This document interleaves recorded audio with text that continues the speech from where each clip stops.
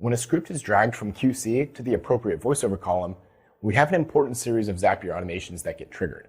They're essentially the same for each of our channels, just with different folders in Dropbox to keep things organized. QC complete. First, like the previous steps, the Zapier automation is triggered when a new card is moved to the list. In this case, when the card enters that voiceover column. Then, Zapier documents the date and time that this happened. This is how we identify when our QC freelancer has completed the QC task on a script, and we can pay them for it. Next, Zapier will look up the video in our production spreadsheet. Again, it does this by using the video title, so it's important that your title stays the same throughout production. After finding the video, Zapier updates the entry to document the date that QC was completed. Adding Dropbox links.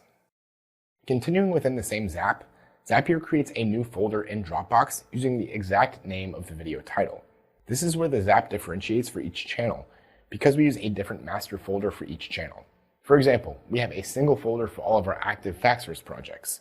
Anytime a script is dragged into VO for Faxverse, it creates a new folder within the Faxverse folder. But if we have a Faxverse UK script dragged into VO, it creates a new folder in a dedicated Faxverse UK folder.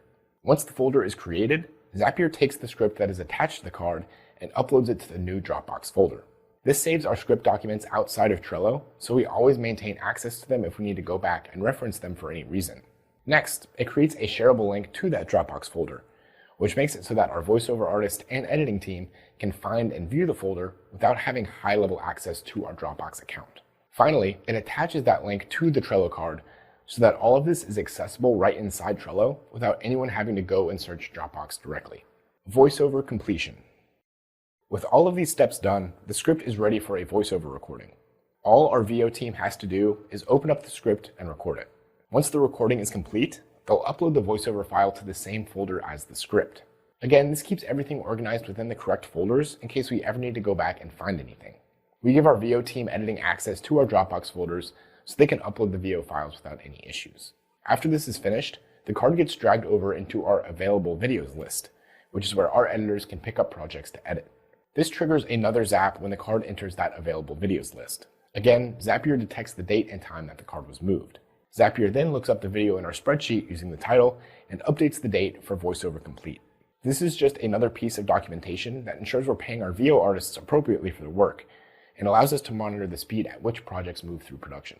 We also have a separate step that adds a due date to the card once it hits available videos. We expect our editing team to turn around videos within 1 week of picking them up, so it creates a due date along that time frame once it hits the available videos list. This is not highly necessary, but it's another method that we've employed to monitor production speed and make sure things are moving along at a good pace. Up next is the editing stage.